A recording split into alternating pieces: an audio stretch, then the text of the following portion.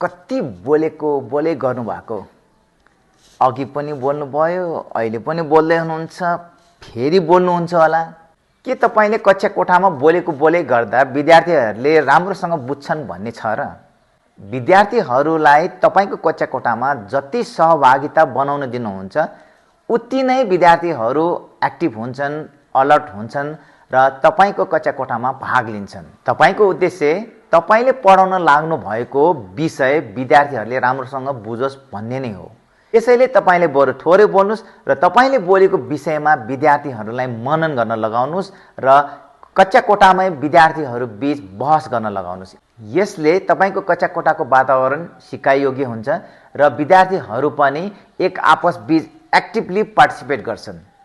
सक्नुहुन्छ भने तपाईले आफूले बोल्ने कुरालाई एउटा समयको निर्धारण गर्नुहोस्, जस्तै कि म 5 मिनेट बोल्छु अनि बाँकी पार्टिसिपेसन गराउँछु, फेरि म 5 मिनेट बोल्छु, फेरि पार्टिसिपेसनको प्रयास गराउने छु।